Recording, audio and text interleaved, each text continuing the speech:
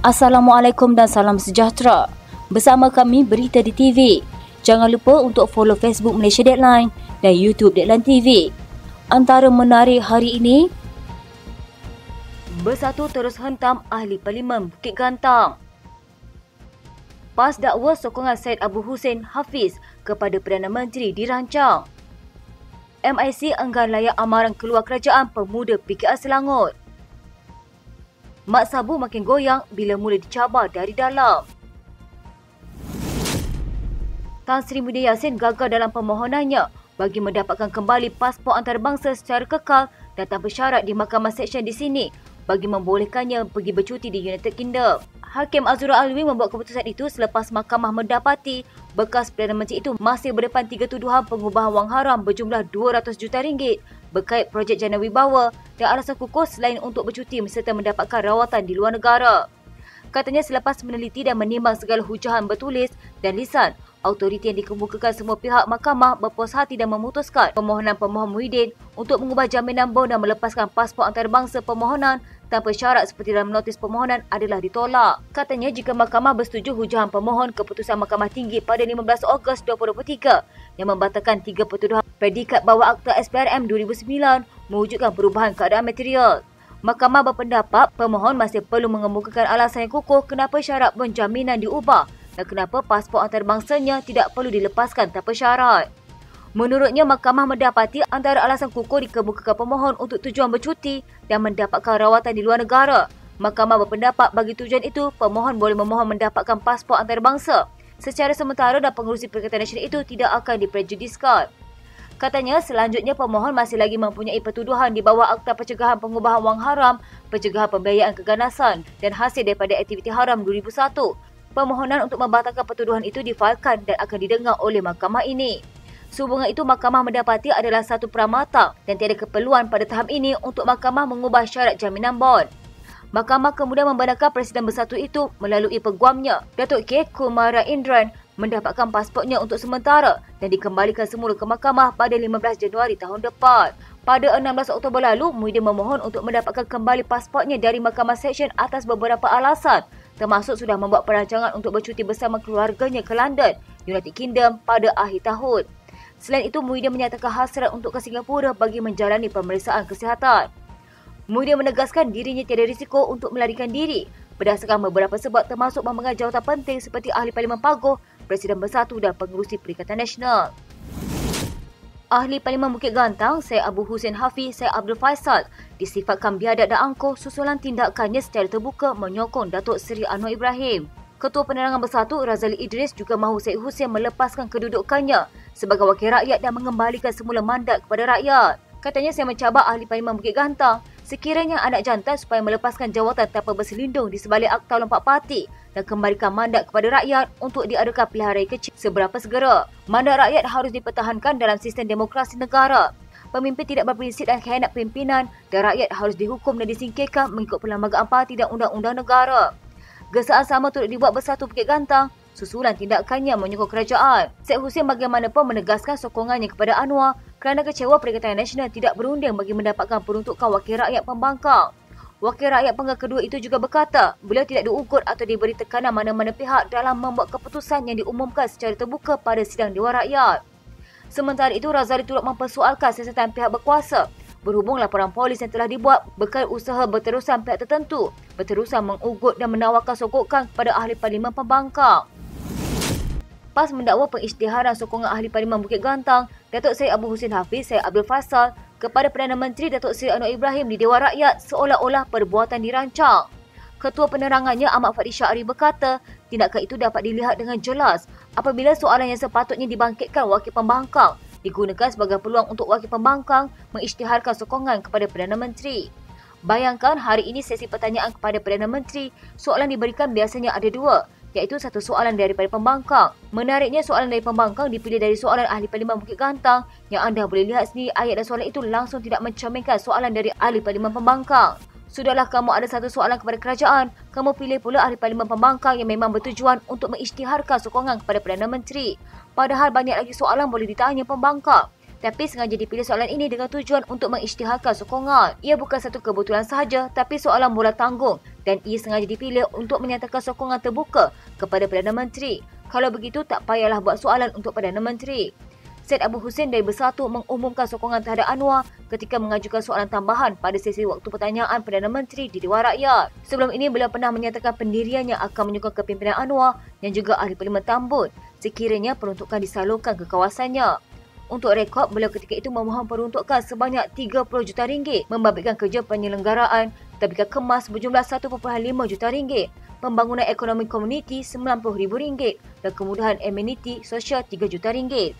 Tindakan Syed Abu Hussein itu menjadikan 5 ahli Parlimen Perikatan Nasional daripada Bersatu menyatakan sokongannya kepada Perdana Menteri. Sebelum ini, 4 ahli Parlimen Bersatu sudah menyatakan sokongan kepada Anwar, iaitu Datuk Dr. Suhaila Abdul Rahmat, Labuan, Datuk Iskandar Zulkarnain Abdul Khalid, Kuala Kangsar, Muhammad Azizi Abu Naim, Guru Musang dan ahli Parlimen Jeli Zahari Kecil. Ahli Parlimen Bentong Yang Syafira Osman berkata, beliau adalah bukti hidup DAP bukanlah sebuah parti resis dan anti-Islam seperti didakwa pembangkang. Naib wanita DAP yang lebih mesra dengan panggilan Rara itu berkata, sepanjang 10 tahun bersama parti itu, beliau tetap masih seorang Muslimah Melayu dan bertudung walaupun berada di dalam parti yang didakwa kononnya sebuah parti komunis, pengkhianat dan resis. Katanya, kita hormati Islam sebagai agama persekutuan. Kita hormati hak-hak orang Melayu. Bahkan saya sendiri orang Melayu, takkan saya nak biarkan parti saya tindas hak orang Melayu. Takkan saya nak biarkan parti saya tindas agama saya sendiri. Kita hormati Raja-Raja Melayu. Besar sangat ke DAP ini nak hapuskan Raja-Raja Melayu.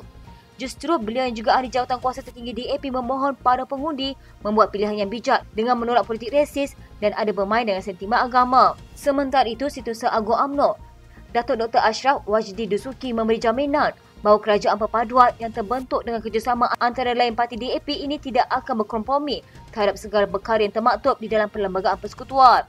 Ini katanya antara perjanjian dengan kesemua parti yang dicapai sebelum pembentukan kerajaan perpaduan lagi. Katanya UMNO bermusyawarah malam itu dan buat keputusan sukar. Tapi kami akhirnya bersetuju untuk akur dengan titah yang di-Pertuan Agong untuk pembentukan kerajaan perpaduan dengan syarat, bukan syarat kepada Agong, tetapi mana-mana parti yang nak membentuk kerajaan perpaduan. Iaitu mesti jangan pelekeh Islam sebagai agama persekutuan. Jangan diremehkan, jangan tentang dari segi polisi, dasar, prinsip, pembawakan, percakapan, jangan sesekali menggurus perasaan orang Islam. Kedua, keistimewaan orang Melayu, Bumi Putra, ini pun tak boleh dikompromi. Apa yang ada dalam perlembagaan mesti dihormati. Institusi Raja-Raja Melayu wajib dipertahankan dan bahasa Melayu sebagai bahasa kebangsaan. MIC enggan melayan amaran seorang pemimpin pemuda PKR kepada parti komponen dalam kerajaan perpaduan supaya meninggalkan kerjasama sekiranya tidak ikhlas bersama pentadbiran Anwar Ibrahim. Niat Presidennya, Timohan menyifatkan desakan disuarakan Ketua Pemuda PKR Selangor, Izzuan Kasim itu sebagai perkara biasa dalam mana-mana perhimpunan atau persidangan parti. Katanya dalam perbahasan mana-mana parti, biasalah mereka nak tunjuk hero, sama juga perwakilan PKR itu nak tunjuk hero, MIC tak ambil hati. Pimpinan MIC Presiden S.A. Venus Warren dan Timbalan Presiden M. Saravanan ada hubungan baik dengan Perdana Menteri Anwar. Dalam mesyuarat agung pun telah putuskan terus kerjasama. Pada Kongres PKR minggu lalu, Izzuan dalam maklum balas kepada Saravanan menyarankan parti komponen kerajaan perpaduan yang tidak ikhlas bersama pentadbiran Anwar supaya meninggalkan kerjasama itu. Saravanan sebelum itu dilaporkan berkata, MIC tidak akan teragak-agak untuk mengambil tindakan selanjutnya sekiranya pengiktirafan tidak diberi. Mohan berkata teguran dibuat Saravanan itu perlu dilihat dari sudut positif yang bertujuan memastikan kerajaan Anwar berfungsi baik. Katanya kenyataan minta MIC diiktiraf dalam kerajaan itu biasa, bukan yang kita ugut dan desak. Tak boleh tak teguh kerana ia untuk kebaikan perjalanan pentadbiran kerajaan. Presiden Amanah Muhammad Sabu menyerahkan kepada perwakilan dan 27 anggota jawatan kuasa tertinggi organisasi untuk menentukan sama ada dia kekal mengetuai parti itu atau sebaliknya. Katanya mengikut perlembagaan parti, seseorang ahli dibenarkan menjadi presiden hanya selama 3 penggal berturut-turut. Dalam keadaan sekarang, katanya dia masih dibenarkan oleh perlembagaan amanah untuk terus mengetuai parti itu kerana baru 2 penggal menjadi presiden. Katanya apapun terserah kepada musyawarah dalam kalangan 27 ahli jawatan kuasa pimpinan nasional untuk menentukan siapa patut dilantik sebagai presiden. Amanah dijadual mengadakan konvensyen nasional pada 23 dan 24 Disember ini di Klang, Selangor. Ketika ini dipercayai wujud sesetengah pihak sedang cuba menggerakkan usaha menaikkan tokoh lain sebagai presiden. Antara lain, mereka mendakwa parti itu kini kurang faktor X untuk menarik keanggotaan baru. Pemilihan kali ini juga menarik perhatian ramai kerana jawatan nombor 2 parti itu masih kosong.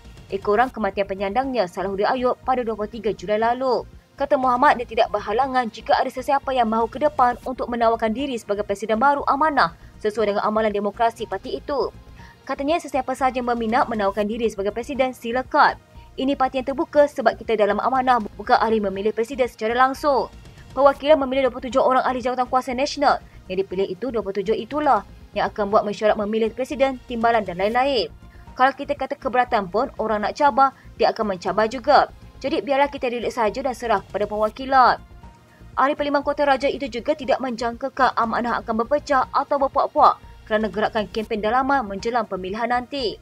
Ditanya mengenai kemungkinan dia sendiri giat berkempen untuk kekal sebagai Presiden, Muhammad berkata terpulang untuk mana-mana pihak mentafsir perbuatannya. Kata bekas Menteri Pertahanan itu, dia memang sering bertemu dengan ramai orang dalam keadaan yang bersahaja. Katanya kalau orang nampak saya borak-borak dan minum kopi itu sebagai berkempen, terpulanglah sebab dalam parti yang kecil ini, saya berbaik dengan semua orang. Muhammad juga kelihatan tidak keberatan apabila ada ahli dikatakan mengeluh kerana amanah semakin kurang menarik berbanding sekitar 2018 apabila menjadi kerajaan buat pertama kali bersama PH.